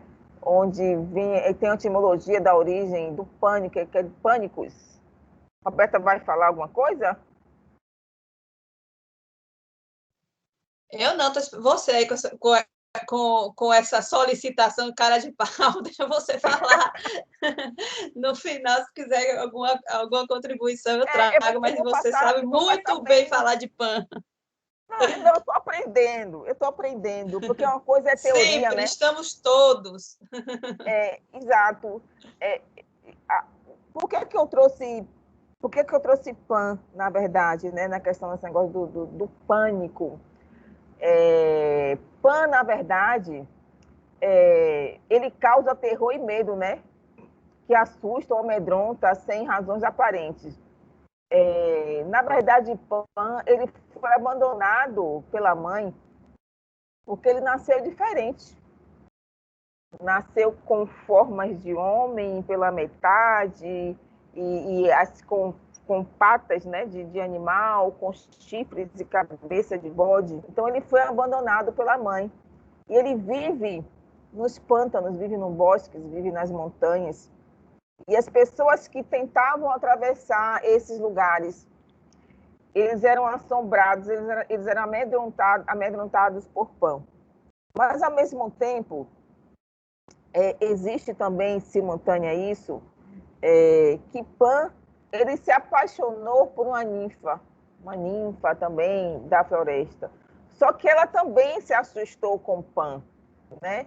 Ele normalmente já assustava as pessoas, e as pessoas, quando tentavam atravessar esse lugar, as pessoas já sabiam quem era PAN, então de tanto ficar ouvindo que Pan era uma pessoa assim, assado, que dava medo e que assustava, as pessoas já entravam nesse sentido de não vou entrar nesse lugar. Mas quando entravam, Pan aparecia, que é o nosso inconsciente, né? Então, Pan, ele se apaixonou por uma ninfa, né? Eu não vou lembrar agora o nome da ninfa, porque eu tinha até notado que ela tem um nome meio estranho, porque esse povo do outro lado tinha um nome meio estranho, né, Roberta? Mas começava com S e Y, assim, mais ou menos. Só que aí ele se apaixonou por essa mulher, e ela também se apaixonou, e ela se ficou assustada por Pan. E aí o que aconteceu? Quando ele tentou se aproximar dela, ela se transformou, eu tinha até aqui, gente, eu não tenho nem como ir lá buscar agora. Ela se transformou em pequenos tubinhos. Vocês vão entender por que Pan.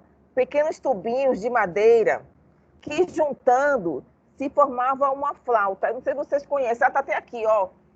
Se vocês conseguirem ver na mão dele, tem um instrumento que é uma flauta, é uma flauta de Pan. Existe aquela flauta que ela é sozinha, de madeira, mas quando você tem várias madeiras juntas, é uma flauta de Pan, porque Pan também ele gostava de musicalidade, ele gostava de tocar flauta. Então, esse instrumento, que na verdade que está aí em suas mãos, na verdade foi a transformação dessa ninfa, né? Quando ele se apaixonou por ela, e ela, com medo dele, se assustou, e ela se transformou em vários tubinhos. E aí ele teve essa paixão de uma outra forma. Então, todas as vezes que Pan toca essa música, toca uma flauta de Pan, é uma flauta, é um som meio melancólico,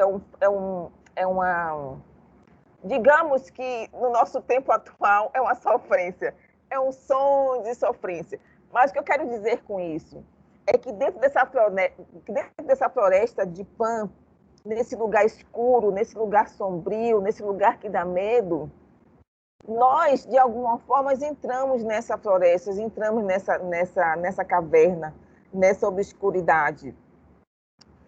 E aí, eu queria perguntar a alguns de vocês, né, e depois a Roberta pode complementar com a questão desse mito. Será que eu estou e não estou reconhecendo que eu estou nesse lugar de pânico? E aí, Beth, né, falando para mim mesma, será que eu estou fingindo que eu estou em pânico? Será que eu estou me auto-sabotando? Quantos de vocês estão nessa caverna e que estão aí agarrados com Pan? E Pan não quer largar vocês, ou vocês não querem largar Pan? Por que não atravessar essa floresta e deixar Pan no lugar dele? E aí eu pergunto para vocês, será que vocês também estão nesse lugar? Porque eu conheço algumas pessoas que estão nesse lugar, e se não estão indo para esse lugar. E aí, como tirar esse indivíduo desse lugar que se agarrou a Pan, que se agarrou ao pânico? Roberta, peço sua ajuda, e peço também ajuda aos universitários. Quem pode me responder? Tem uma mãozinha levantada aí de Bárbara. Eu não estou vendo aqui. Tem. Desculpa, levantou sem querer, na verdade. Ô, Bárbara, estávamos achando que você vinha aí com a contribuição. Não, na verdade, eu estou aqui pensando realmente em tudo que ela falou, e quando a gente pensa no pânico, né? Eu entrei em pânico, não nego para vocês, eu me vi no pânico, né? Meu pai tem 80 anos, certo? Me vi no pânico que minha irmã vinha ficar com ele, a gente mantinha ele distante das netas, mantinha ele distante de minha filha, de minha irmã. Vi minha irmã entrar no pânico absurdo, que eu disse para ela, se você entrar no pânico desse jeito, você vai ter um colapso, porque a gente não pode entrar em pânico, né? Minha irmã simplesmente se trancou dentro de casa, tudo que ela via na internet, ela acreditava. Olha, não faça isso, olha, não faça isso. Olha, eu disse para ela, se a gente deixar o pânico tomar conta, a gente simplesmente vai se entregar. Não estou dizendo que eu não entrei, eu entrei. No início da pandemia, quando eu vi aquelas mortes todas que uma amiga de minha mãe ligou que a filha dela ficou na UTI durante 10 dias, e ela sem nenhuma notícia da filha, sem saber se a filha estava bem, se a filha ia viver, se a filha não ia viver, teve 80% do pulmão comprometido, e a filha dela tem a minha idade. Então, tem um filhinho de 4 anos. Ela disse: Bárbara, eu entrei em desespero. Quando o hospital me ligou, quando a gente recebeu uma ligação do hospital com 10 dias, eu disse: pronto, estão ligando para dizer que minha filha morreu. Mas não, ligaram para dizer que ela estava melhor, que ela estava saindo da UTI. Mas aí você entra em pânico, aí você pensa: meu Deus, meu pai é hipertenso, meu pai é diabético, meu pai está com problema do câncer de próstata, está em tratamento, a gente tem que ter cuidado, a gente tem que ter... Então, isso tudo faz com que a gente entre em pânico, né? Então, não sei se é mais ou menos isso que você falou, Elizabeth, nesse sentido, mas eu fiquei com medo de deixar o pânico tomar conta de mim, porque eu me via assim, eu fechava o olho e pensava: meu Deus, se amanhã eu precisar sair, se eu trouxer o coronavírus para dentro de casa, eu preciso ir no mercado, a gente precisa reabastecer a casa, meu pai não pode sair, eu pedi para o meu namorado para pedir uma folga no trabalho, para meu namorado vir me pegar, para ele me levar para o mercado, porque meu pai era extremamente proibido de ir ali na esquina.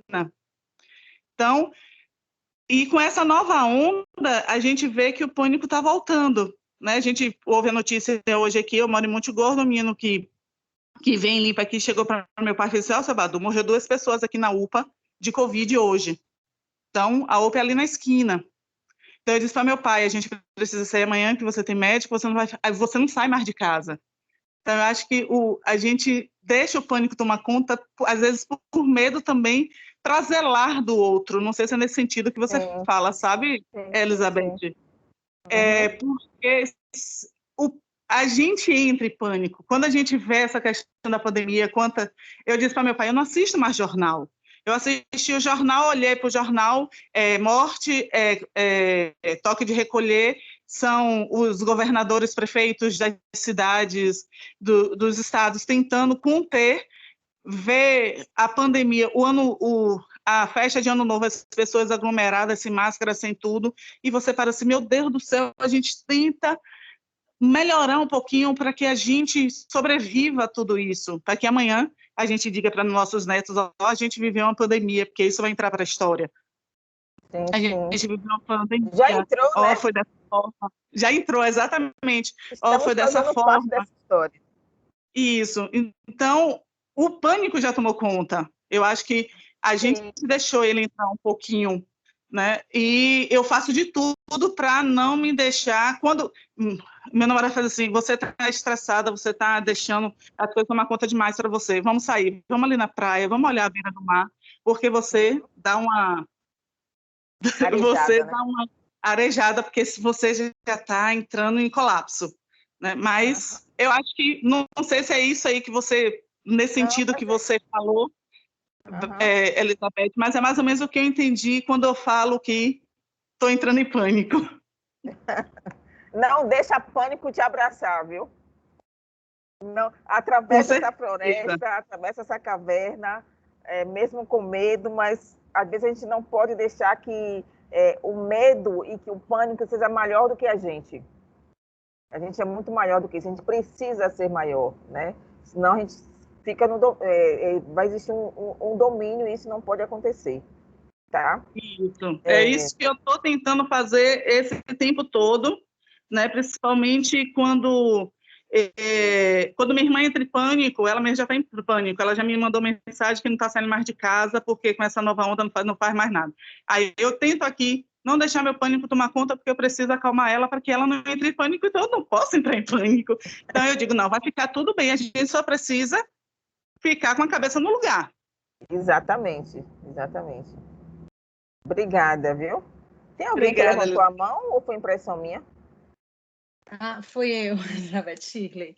Não, só para complementar aí a sua questão da pergunta, eu acho que um dos maiores medos do ser humano é a morte, né? A morte. Então, eu acho que a pandemia, esse vírus, ele deixou muito frágil a vida e muito próximo dela. Então, eu não sei se há, assim, eu acho que a gente tem que pensar, na tua pergunta, você fica preso, nesse momento de pandemia, é assustador, porque a morte lhe rodeando ali a todo momento, você entra em pânico, a perda, o sentimento de perda de um ente querido. Então, eu fiquei, assim, controlando muito esse pânico e tudo, mas confiante que, assim, a entrega do que o que tiver de ser será, porque acontece com outro. Eu penso muito assim, se acontece com outro, por que não vai acontecer comigo? Entendeu? Uhum. Esse pensamento me deixou mais tranquila, dizer assim, olha, o que tiver de ser será. Eu estou usando todos os protocolos, mas não é inevitável, eu não foge ao meu controle, entendeu? De ter esse controle de não pegar, entendeu? Eu estava fazendo tudo, mas lá no fundo é apavoroso, eu fiquei apavorada, a gente entra em pânico, não tem jeito. A morte, essa sensação dela está muito próxima, deixa a gente em pânico mesmo, mas saber lidar, né, eu acho. Sim, é isso mesmo, Shirley, obrigada. Sabe que você falou uma coisa, quando você fala em morte, é que a primeira coisa que vem é o medo de morrer, né? Mas sabe que tem uma coisa que a gente não fala, nós somos de uma sociedade que não se fala em morte. E todo mundo sabe que vai morrer. Exato, é mal certeza. Mas só que o fato de estar tão próximo isso da gente, a gente começa a entrar em pânico. Nossa, realmente isso existe, a morte existe, nós não somos imortais, sabe?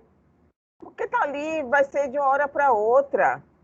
E aí acho que e algumas pessoas estavam aí falando, não sei se foi Bárbara, eu não sei se é a mesma pessoa, se é Bárbara ou é Shirley, viu? Eu sou meio de nome, assim. Na questão dos pais, meus pais têm 85, meu pai já se vacinou, minha mãe ainda não, tem 80. Mas eu sou daquela que eles precisam ter autonomias, todos dois têm autonomia. Meu pai até hoje dirige, minha mãe precisa ir no médico, ele leva e tal. Mas aí eles são muito teimosos, sabe? Eles são de outras gerações, que assim, nós a gente dizia, sabe, não vai para isso, não vai para aquilo. A gente tem todo um cuidado, eles são cercados, cheios de cuidados e tal, sabe? São mimados, a gente mima isso, tem todo cuidado. Meu pai saía e pegava a máscara, jogava em cima da mesa, minha irmã vinha, reclamava, minha mãe reclamava e tal. Meu pai, quando espirra alto, que eu fico assim, eu não vou nem passar pela sala, porque não é possível. Eu fico lá no meu quarto. Mas aí é o seguinte, a gente não fica em casa, né? Só tem 3 pessoas, 4 pessoas em casa, e eles ficam lá, mas eles dão um signal, porque parecem crianças. Se eu te contar para onde é que eles vão, meus pais são daqueles que eles precisam e querem fazer a feira. Além de mercado, no supermercado, tem a feira. Sabe para onde é que eles vão? Na feira de São Joaquim. E quando eles chegam, já está tudo lá em casa. Você vai fazer o quê? Você vai colocar guarda-costa? Não vai. Então, tem aquela questão de autonomia. Toma todos os cuidados, tem todo o protocolo, tem a máscara, tem o álcool gel, tem o álcool na porta, tem o tapete, tem tudo. Isso eles estão fazendo, apesar da teimosia e da traquinagem. Mas existe aquela coisa assim, a gente não tem também como prender, sabe?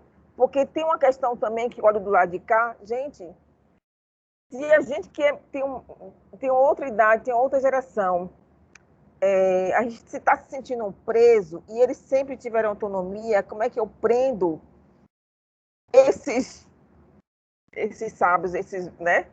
Esses pais, esses avós? Como é que vai prender, sabe? E meus pais são 2 pessoas muito teimosas, são do mesmo signo, são 2 pessoas muito teimosas.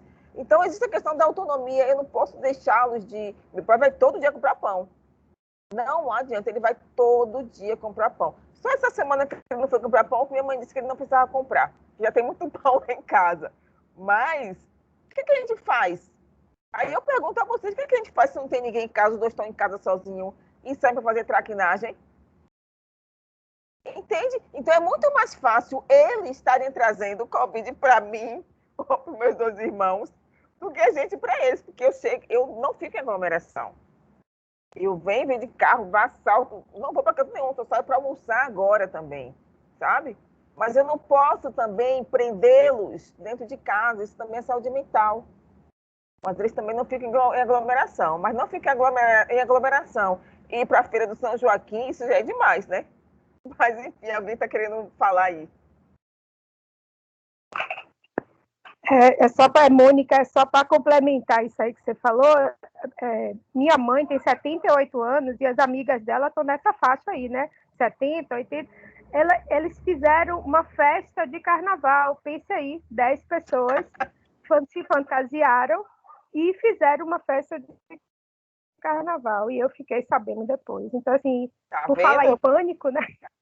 Entendeu? Então, assim, eu achei interessante também, eu só queria fazer um retrocesso do percurso que a gente fez aqui, que é assim, nós falamos da criança na pandemia, nós falamos do adolescente na pandemia, né? Falamos de nós mesmos, que somos os adultos, e falamos agora dos idosos. Você vê, a doença, ela pega e qualquer um atinge, no caso, qualquer um, qualquer faixa etária, e para cada faixa ela traz uma consequência, né? Um dos discursos que minha mãe traz muito é: eu já tenho 78 anos, o que é que eu tenho a perder, além desse ano que eu estou presa em casa, sem fazer, entendeu? Isso também me coloca num plano de reflexão, claro que não só que não com ela, né? Que com ela eu tenho que dizer que está errado, que não é dessa forma. Lógico. Porque me envolve também. Eu sou mãe de meu filho tem síndrome metabólica, é deficiente visual, ele não tem condição né, a doença para ele seria uma coisa muito complicada, né?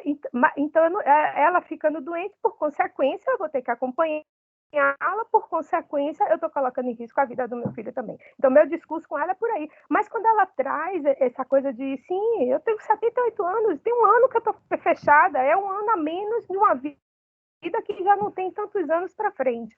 Então, eu também me coloco numa reflexão sobre isso aí. Penso que muitos idosos estão por aí, nessa linha, né, de raciocínio. Eu também sou uma paciente panicada, tratada mesmo. Eu tive síndrome de pânico durante muito tempo, durante uns 2 anos. E quando você fala em pânico, na verdade, se não for esse pânico patológico mesmo, se for o pânico somente de eu entrei em pânico, né? Que não é o pânico de quem tem síndrome de pânico verdadeiramente, né? Eu penso que pelo menos os relatos que eu ouvi aí me parecem mais esse medo, essa agonia, menos a síndrome de pânico mesmo. Exatamente. Porque a síndrome de pânico, ela tem, infelizmente, né, a ausência do controle. A gente não tem, na hora que a gente entra nela, a gente já tem que esperar ali aqueles 10, 15, 20 minutinhos para passar. Mas consegui vivenciar na minha experiência, e principalmente através desses suportes que a gente falou, que você está falando ali no início, né, sobre onde a gente está se agarrando, né, que no meu caso na espiritualidade, e conseguir fazer com que não entrasse nesses 15 minutos de pânico real, né, de que você não tem o controle. Então, a importância do autoconhecimento é fundamental para você fazer as suas respirações prévias, fazer suas orações, desviar um pouco, liberar a endorfina através do raciocínio, já prevendo como uma forma preventiva, e eu tive a oportunidade durante esse ano de quase pânico, né? De quase pânico afetivo, e foi uma experiência interessante também, eu acho que, e positiva, porque eu já tem muito tempo que eu parei de ser medicada, então eu tinha um sintoma já conhecido em mim, então eu pude atuar preventivamente, né? Porque quando você entra mesmo no pânico, já era, você tem que esperar. Você já conhecia, você já conhecia esse lugar, né, Mônica? Isso. E sabia que não queria estar, né? E sabia que não queria estar. O autoconhecimento é fundamental em tudo na nossa vida, né? Em tudo, mas nesses processos, então, e neste momento de pandemia, ele tem sido, assim, um grande exercício. Eu acho que todo mundo podia aproveitar um pouco, né? Passa por momentos de dor, mas você tem os momentos de realização, de controle. Sim, sim. É isso mesmo, Mônica. autossegurança. Obrigada, Mônica. Obrigada aí por compartilhar aí sua experiência, viu? De falar um pouquinho desse PAN, dessa vivência. Então, gente, só para terminar e finalizar, é somente algumas ações, né? Não é nenhuma receita, mas é como você lidar com essa pandemia, né? Você lembrar de que você não está sozinho. Nós realmente não estamos sozinhos, nós estamos numa coletividade. Então, acho que esse é o momento de acolher um outro, sabe? De perceber como é que está o outro. Está todo mundo na mesma situação e a gente precisa encontrar a melhor forma e o momento para amparar a nós mesmos e também ao outro, né? Sabendo que nem tudo que funciona comigo funciona e vai funcionar com o companheiro que tá ao lado. Mas é lembrar de que nós não estamos sozinhos. Então, a gente pode ficar em lockdown, a gente pode estar isolado sozinho, mas a gente tem as redes sociais, a gente tem um celular, a gente tem o vídeo para a gente estar olhando um na cara do outro, que nesse momento é o que está aproximando, das pessoas, é o que está acalentando o coração de todo mundo, inclusive também o meu, tá? Mônica, queria falar?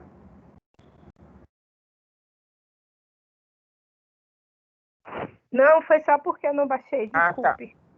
Tá. Ok. Então, este é um momento intenso e fora do comum, porque fora do comum, gente, eu fico assim meio abismada, que pessoas ainda não estão... Ainda acredito que isso não está acontecendo, que isso não existe, que não existe um vírus, que não está existindo morte. Aí eu acho, né? Aí eu vou voltar para a síndrome de Poliana, né? Eu não sei se é síndrome de Poliana, na verdade. As pessoas... Que síndrome é essa que as pessoas estão fingindo que nada está acontecendo? Será que está tão difícil, e deve estar difícil, de sentir tanta dor, de vir tanto desastre, porque a gente está no caos, né? Então, talvez seja uma autodefesa, né?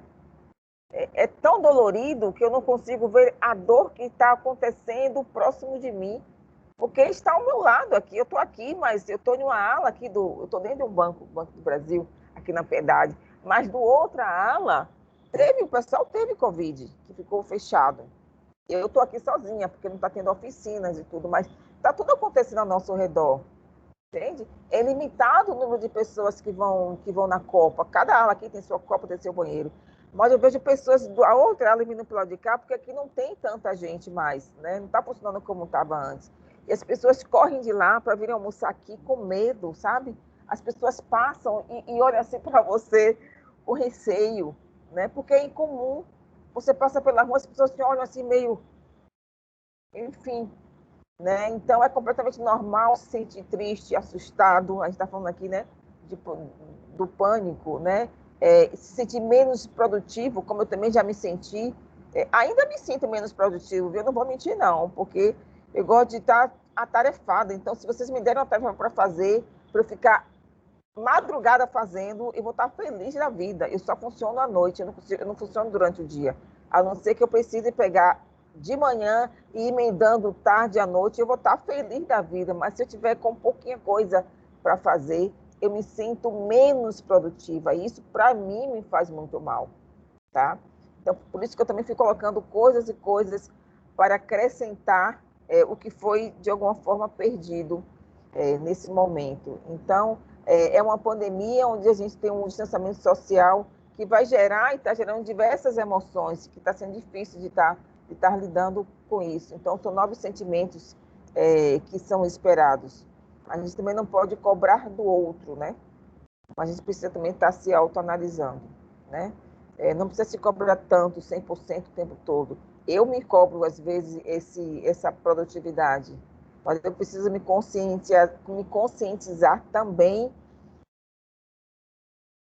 que eu também não estou sozinha, que eu estou igual a todo mundo, e que é preciso tempo para as coisas também estarem se normalizando. Vamos para o próximo? Então, algumas pessoas vêm comentando, a gente também comentou, observar suas demandas internas, né? Eu comecei a observar minhas demandas internas, vocês aí, cada um deve ter também, deve ter observado suas demandas internas, o que é que eu preciso, né? Então, abafar e ignorar sentimentos não é saudável, tá? Tentar colocar tudo que está acontecendo no mundo em perspectiva e relacione ao que você está sentindo. Estão ligados ou não estão? Como é que está tudo isso, né? Se colocar como parte do todo vai trazer autoconhecimento e facilitará também encontrar um equilíbrio, né? Que foi o que a gente começou lá no início, encontrar um equilíbrio dessa situação. É lógico que a gente está assim, oscilando, ainda mais agora com essa onda, mesmo com a vacina. A gente pensou que as coisas iriam começar a se equilibrar e veio um turbilhão e parece que o caos parece que só faz aumentar e a gente parece que só está descendo. Mas eu sempre procuro visualizar que se o mundo está descendo, eu estou indo, sabe? É como se eu estivesse na ladeira. Eu sempre visualizo isso. Isso foi uma coisa é uma imagem que está sempre na minha mente. Quando eu percebo que está muito pesado, eu vou subir nessa ladeira. Eu não me permito descer, mas de jeito nenhum. Eu não estou me permitindo e não me permito ficar nessa densidade que nós estamos. Eu estou sempre procurando visualizar que eu estou caminhando devagar, com dificuldade, mas eu estou indo. O próximo slide. Então, limite o tempo ligado nas notícias, né? Então, isso é uma coisa assim, muito importante. Pelo menos do meu ponto de vista, tá, gente? A gente já sabe o que está acontecendo. A gente não precisa ficar o tempo todo ligado na televisão. Por que a gente vê televisão? A gente vai... O canal de o canal A é a mesma notícia do canal B, só muda o apresentador. Mas a notícia, a forma como são passadas para a gente é a mesma. Então, quanto mais notícia você assistir, você vai entrar em pânico, você vai ficar assustada. Eu tenho uma pessoa aqui no trabalho que eu já tinha percebido algo nela, mas sabe quando você é psicóloga e você fica meio reticente em dizer, você está dizendo isso porque você é psicóloga, a psicóloga está falando isso, e ainda mais quando é amiga, que é conhecida, está num estado tão extremo que os olhos ficam esbugalhados, que se afasta de você, e na hora de almoçar, que às vezes a gente vai almoçar aqui próximo, mesmo quando eu trazia a quentinha ou pedia, ela pegava o borrifador, ela jogava por cima da quentinha, e que eu ficava, sabe, eu ficava entupida, eu não conseguia nem respirar por causa do cheiro do álcool. Mas aí chegou um extremo que a gente estava no restaurante, o restaurante estava vazio também, né? Que ela espirrava praticamente em cima da comida, e gente, precisava filmar isso, assim, criatura, olha o que você está fazendo. Você está colocando álcool em cima da comida. Não é mais fácil você pegar um pano, passa em cima da mesa, passa. Ela botava ao redor do prato com a comida lá aberta. O grau de pânico que ela estava. Ela tinha reunião aqui ontem, não veio porque ela viu que o secretário da saúde daqui de Salvador foi hospitalizado. Então, ela já entrou em pânico. Ela já estava no gatilho, já estava com sintomas. Aí eu conversei aqui com a coordenadora, disse mais ou menos como é que a pessoa estava e tudo, para se tomar uma providência, né? Porque essas pessoas também precisam de cuidados. Os professores, né, Roberta, precisam de cuidados. Os coordenadores precisam também de cuidado, porque eles também estão sendo pressionados também para que tudo isso que está acontecendo agora, esse bate-papo que nós estamos tendo, as rodas de conversas, as aulas remotas, eles também estão sendo pressionados. Mas será que está tendo também um círculo de profissionais para cuidar desses profissionais? Eu acho que é o cuidador, quem é que cuida do cuidador, né? Enfim, vamos para o próximo. E aí, acabou, gente. Que bom esse nosso bate-papo, que bom em compartilhar as nossas vivências. Foi muito saudável ouvir os relatos de vocês. Como tem um slide lá, né? Que nós não estamos sozinhos. Está todo mundo no mesmo barco, e se cada um puder pegar um remo e fazer a sua parte para que isso não afunde, não vá lá para baixo, para o inconsciente que não possa trazer de volta, não vamos deixar isso acontecer, tá bom? Porque no final, todo mundo vai ter a sua história, e eu quero estar lá no final, subindo essa ladeira com dificuldade, mas eu quero contar essa história. Eu preciso contar essa história, porque eu estou fazendo parte dela.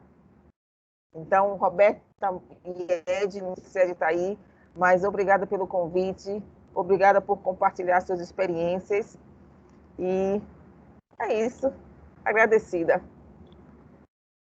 Beth, muito obrigada pela sua participação, foi extremamente enriquecedor essa troca, né? E eu destaco, além de todos esses elementos que você traz, esse lugar da gente se colocar também como alguém que precisa de cuidado, né? Você falando aí das questões dos professores e de outros profissionais, a gente pode pensar, o pessoal que está na linha de frente, né? Não sei se vocês viram recentemente a coordenadora do hospital, me esqueci o nome agora do hospital, mas a doutora Celci, aqui de Salvador, ela deu um depoimento muito mobilizada, falando justamente do cansaço, que não é só um cansaço físico, é um cansaço mental, é um cansaço psíquico, que os profissionais de saúde estão exaustos, né? Então, e quando eu falo de profissionais de saúde, gente, eu estou falando do médico, do enfermeiro, do técnico, do auxiliar, do pessoal da higienização, porque são pessoas que estão o tempo todo vivendo isso que vocês colocaram aqui. O medo, né? O PAN está ali o tempo inteiro, a gente está no sistema de alerta o tempo inteiro. Então, esse limiar que Mônica trouxe, você trouxe entre a patologia do pânico e o medo que nos protege, né, que a gente precisa dele também para que a gente não vá para um paredão. Então, também é esse limite, mas viver no estado de alerta o tempo inteiro nos leva a um desgaste emocional, e não é só emocionalmente falando, mas também articulado às questões bioquímicas mesmo, né? Do próprio, me fugiu a palavra, mas do próprio estado que essa atenção nos deixa, ela vai ter alterações bioquímicas do estado de alerta e vai aumentar o hormônio estressor. Então, tudo isso é um conjunto que a gente precisa estar atento e que não é fácil. E essas, como você disse, não é receita, mas essas orientações que você deu, cada um vai buscando aí, são orientações importantes e fundamentais para que a gente consiga lidar com essa situação, né? Eu só tinha, Beth, a gente lançou antes de começar essa semana um formulário com algumas perguntas. Eu acho que algumas foram respondidas aí ao longo da apresentação, mas só tem uma aqui que, pelo tempo que a gente tem mais uns 10 minutinhos aí para concluir essa mesa, que é o seguinte, que eu acho interessante a gente falar um pouco sobre isso. A pergunta é: quais as melhores abordagens para lidar com o sofrimento das pessoas? Quais as melhores abordagens psicológicas? Se tem abordagem melhor? O que é que você traz aí um pouquinho sobre isso? Ai, meu Deus. Gente, eu acho que não existe uma melhor abordagem. Existe a abordagem que vai se adequar a você, onde você vai se identificar, sabe?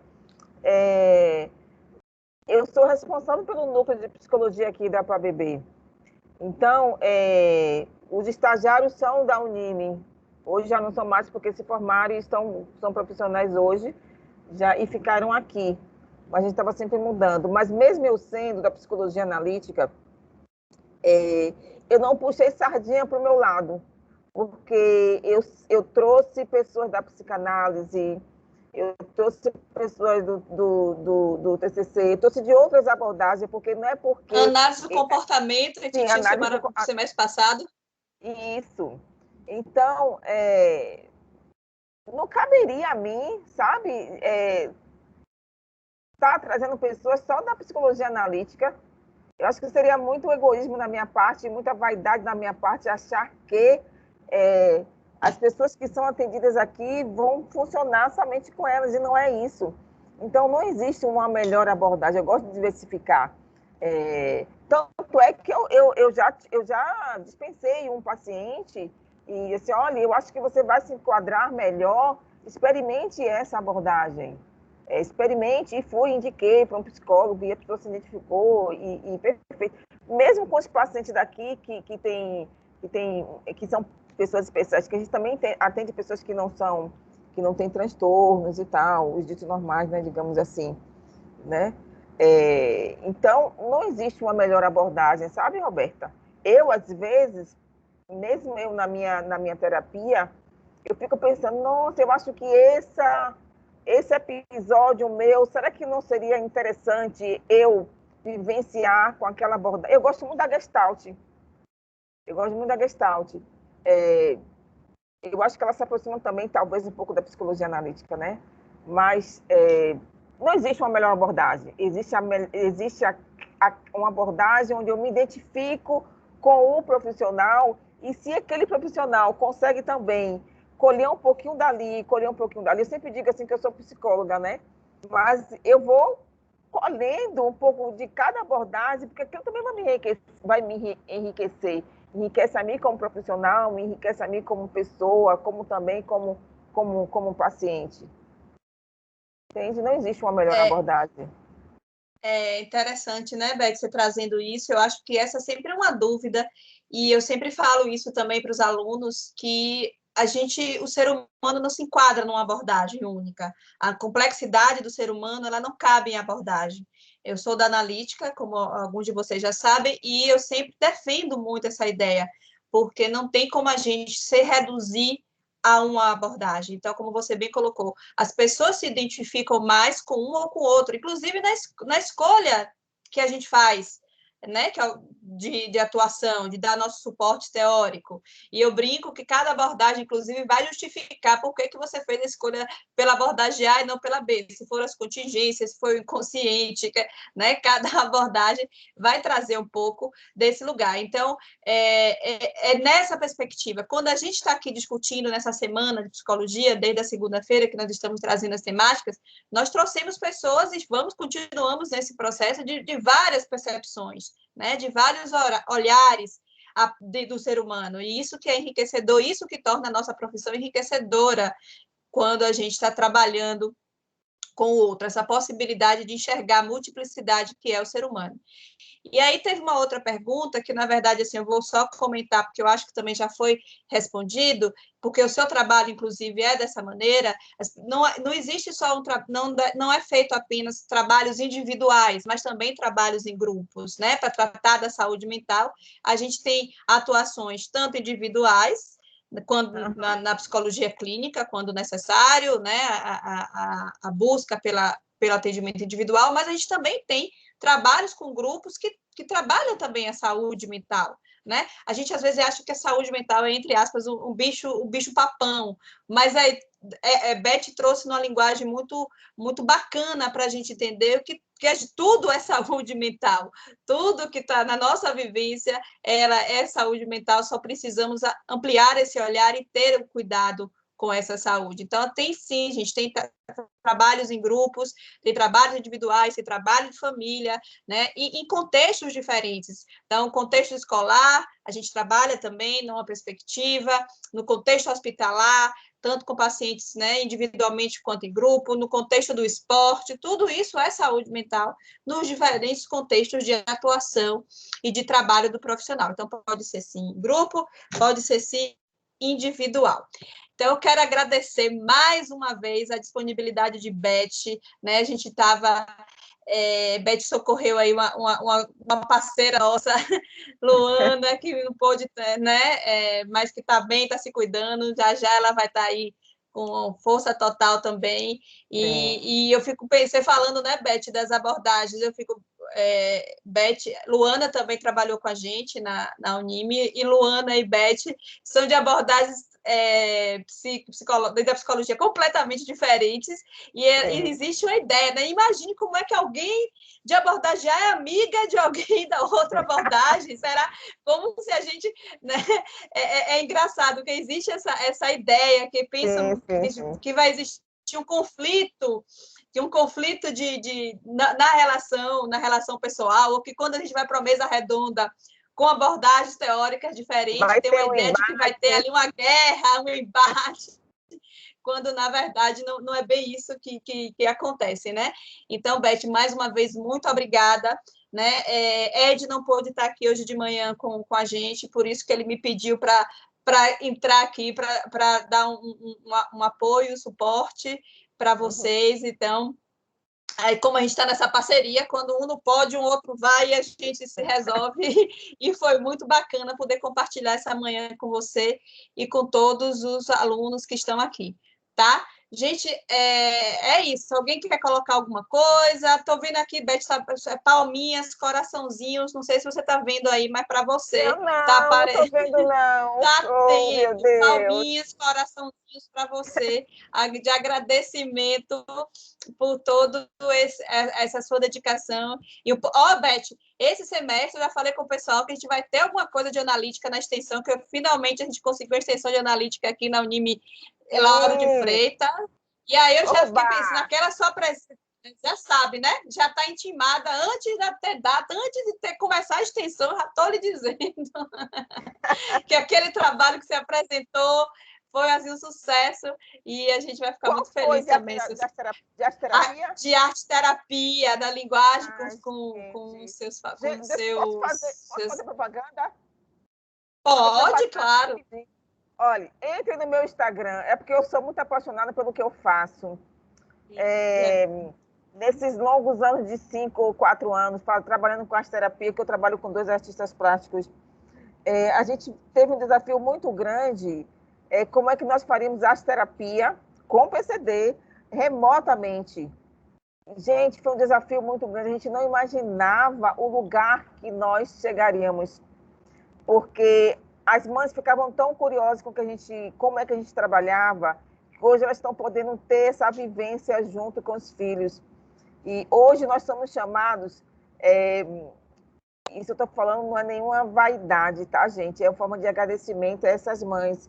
Hoje eles nos chamam de trinca de ases, porque pela união que a gente tem, pelo trabalho que a gente faz. Então, entrem no Instagram, que está como elisa.belli, Belli com 2 L's e Y.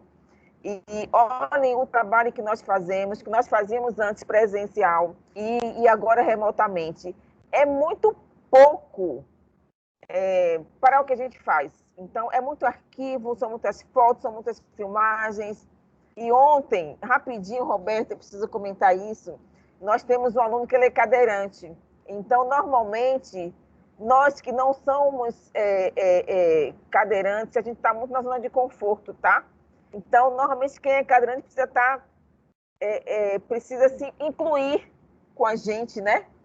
E aí nós fizemos diferente, nós trabalhamos com a imaginação ativa, porque nós trabalhamos com o fundo do mar, com o oceano. A gente veio do macro do universo para entrar com o oceano, para depois ir para a Terra. Só que nós fizemos nós fizemos imagem do fundo do mar, só que nós fizemos uma imaginação ativa, onde todos estariam sentados numa cadeira de rodas, que nós temos um cadeirante. E no final, nós fizemos uma montagem, quando nós retornamos para a Terra, que foi todo um processo de guia, e que nós tínhamos um guia, né? E aí, no final, aparece esse aluno numa cadeira de roda, saindo do mar. Nossa, Roberto, foi um chororô, sabe? Ele ria, ele dava risada, e ele chorava. As mães também faziam um depoimento. A gente precisa ter esse olhar de que o outro precisa também ser incluído. Então, eu falo isso com muita propriedade do trabalho que nós fazemos, que eu sou meio suspeita, porque a gente faz um trabalho, a gente, quando eu falo eu, João e Arthur, a gente não tem dimensão de verdade aonde a gente chega, o lugar que nós estamos alcançando. Então, para quem tem curiosidade da arte-terapia e que a gente está tentando montar um grupo de arte-terapia para pessoas ditas normais, né? Entre no meu Instagram que vocês vão conhecer um pouquinho da arte-terapia de Elizabeth. E mais uma vez, muito obrigada. Obrigada, Beth. E obrigada pelos corações. Obrigada por tudo. Gente. E deixa eu ver se tem mais... Não. Obrigada por tudo, Beth. E hoje de noite, gente, continua, né? Quem avisa os colegas que de noite tem evento e amanhã a gente também continua. Um beijo, Beth. Obrigada. Tchau, gente. Obrigada. Tchau, até a próxima. Obrigada. Até a próxima. Tchau, tchau. Bom dia.